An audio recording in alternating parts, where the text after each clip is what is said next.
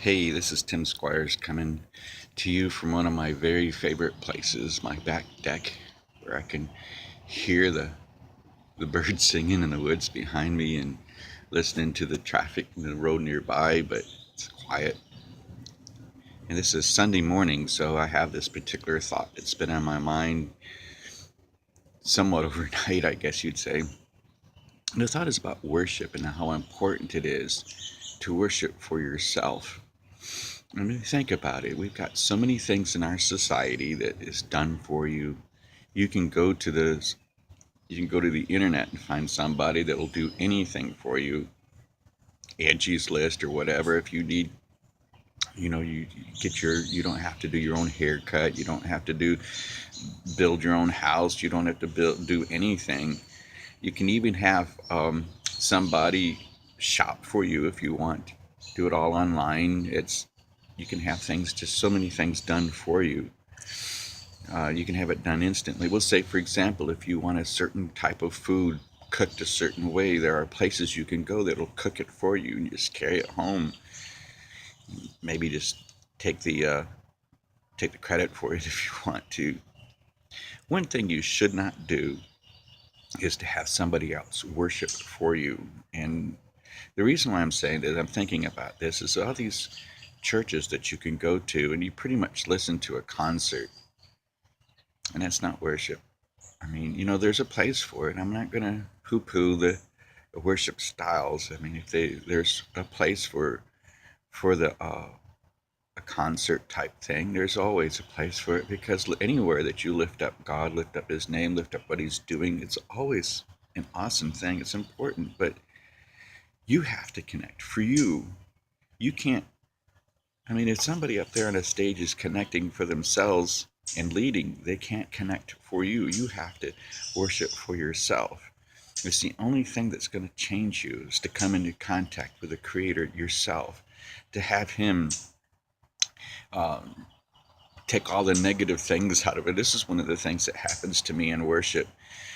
And I think one of the sad parts that I'm thinking about, that the sad outcome of churches doing that, is they're not really teaching people how to worship for themselves. They don't talk much about it. But when you're in a situation in your home or at work or someplace, and you really, really, really need that supernatural inspiration, or to even just a feeling of God's presence wrapping His arms around you, you got to learn how to do that for yourself. You can't just run to a church somewhere whenever you need it, because the doors are probably going to be closed. Yeah, you might could find a service online, and I do that too. You find these awesome things, maybe replay them and picture myself in with the crowd, but that's just not the same. It's not the same.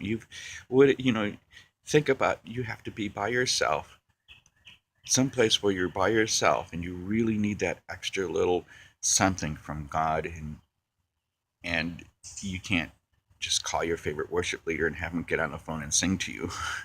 You've got to figure out how to get in contact for yourself.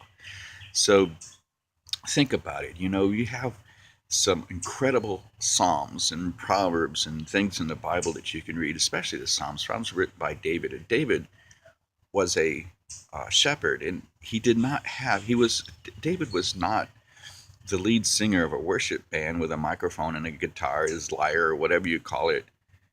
And he didn't have electricity to strum up electric guitars or a keyboard or whatever. He was out in the middle of nowhere with a bunch of sheep that was following him around.